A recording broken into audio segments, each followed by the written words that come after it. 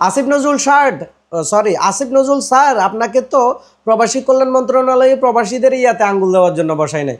আপনাকে বসানো হয়েছে প্রবাসী কল্যাণ মন্ত্রণালয়ে যাতে প্রবাসীদের কল্যাণে কাজ করতে পারেন, কিন্তু সেটা না করে একের পর এক প্রবাসীদের ইয়াতে আঙ্গুল দেওয়ার চেষ্টা করতেছেন। আপনি প্রবাসীদেরকে চেনেন না? প্রবাসীরা খাওয়ায় দাওয়ায় যে ঘাটকে মোটা করে ওই ঘাটকে আপনার মশরায় ভাঙিয়েও দিতে জানে। জুলাইতে দেখেন নাই কিভাবে আপনার রেমিটেন্স শাটডাউন করছে? কেন একের পর এক প্রবাসীদের মোবাইলের রেস্ট্রিকশন, ওইদিকে ওইটা ওইদিকে সেটা একের পর এক কানুন করতেছেন। শেখ হাসিনাও তো এই আইনগুলো করার বা এই কানুনগুলো করার এই মানে সাহস করে নাই প্রবাসীদেরকে নিয়ে। আপনারা কেন এই কাজগুলো করতেছেন? মানে খাই দেয় আর কোনো কাজ নাই যে প্রবাসীদের ইয়াতে আঙ্গুল দিয়ে মানে প্রবাসীদেরকে একটু খেপাইতে ভালো লাগতেছে যে কি কারণে?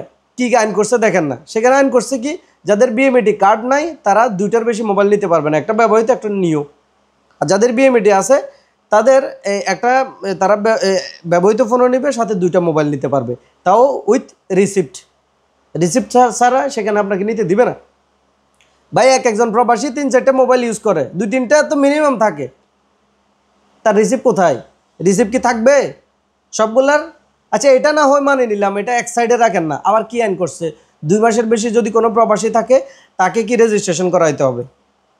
2 মাস দিয়ে কী হবে মাননীয় স্পিকার, আমাকে সেটা বলেন না। আমার মতো যারা বিয়ে করতে যাবে 2 মাসে তো বহু দেখাও শেষ হইতো না, তো আর কি, আর এখন না আর কিছু বলতে চাই না। 2 মাস দিয়ে কিচ্ছু হবে না মাননীয় স্পিকার, এটা অন্তত 6 মাস। এখানে ইউএর কানুন বা মধ্যপ্রাচ্যের যে দেশগুলো আছে ওইখানে কানুন কি 6 মাস পর্যন্ত প্রবাসীরা থাকতে পারবে। আপনারা 6 মাস না করে কেন 2 মাস করলেন? কেন শুধু শুধু প্রবাসীদেরকে খেপাইতে বসে আছেন? কেন আর কোনো কাজ নেই আপনাদের? বাংলাদেশের আইন শৃঙ্খলার কোনো ইয়া নাই, মধ্যপ্রাচ্যের ভিতরে প্রায় ভিসা বন্ধ, ইউইতে নালে প্রবাসীরা কী যে ভোগান্তির মধ্যে আছে এগুলো দেখার কিছু নাই, এগুলো দেখার তাদের টাইম নাই। অন্তত অভ্যন্তরীণ ভিসাটা কূটনৈতিক দক্ষতা দিয়ে তো খুলতে পারতেন, সেটা তো পারেন নাই। শুধু কি প্রবাসীরা 2টার বেশি মোবাইল নিতে পারবে না, 3টার বেশি মোবাইল নিতে পারবে না, ওই কানুন, এটা রেজিস্ট্রেশন করতে হবে। কামড়ায় আপনাদেরকে, কামড়ায়। হ্যাঁ, তো পরে বেড়ায় কামড় দিলে তো প্রবাসীরা খারাপ। কেন এগুলো করতেছেন? প্রবাসী ভাইদেরকে বলি, এরকম বাটন ফোন আছে না, 7-8টা বাটন ফোন নিয়ে যাবেন সাথে করে। ট্যাক্স চাইলে তাদের মুখে এভাবে ছুড়ে মারবেন, না হলে একদম এয়ারপোর্টের গ্লাস যেগুলো আছে এগুলো বেড়ায় ছুড়ে মারবেন। তারপরে ওই ছুড়ে মারা যে গ্লাসগুলো বাইরে হবে না সেগুলো দিয়ে তাদের ইয়াতে মানে মুখ খারাপ করলাম না আর কি। এগুলো কত? 14 দিরহাম 15 দিরহাম, ঠিক আছে, যাইলে এগুলো যাবে আর কি। কি সমস্যা? মানে আমরা ভালো থাকতে চাইলে আমাদেরকে ভালো থাকতে দিচ্ছে না কেন? এই আইন এতদিন যেভাবে চলতেছিল, আপনাদের কোনো কামড়া, আপনাদের আর কাজ নাই। বাংলাদেশে কত সেক্টর আছে কাজ করার মতো, সেগুলো না করে কেন প্রবাসীদের ইয়াতে প্রয়োজন আরও 3-4টা বাড়া দিতেন, তাইলে না প্রবাসীরা খুশি হইতো। সেটা না করে অন্তত আগের নিয়মে রাখেন, আপনার বরাবর রাখেন।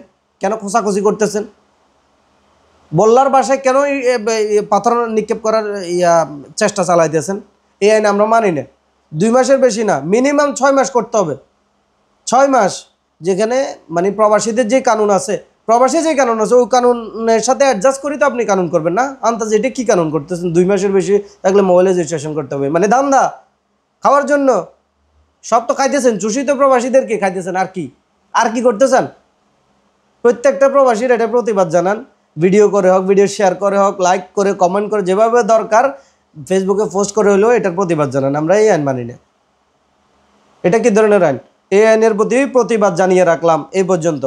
ভালো থাকবেন, সুস্থ থাকবেন, শেয়ার করবেন সবাই।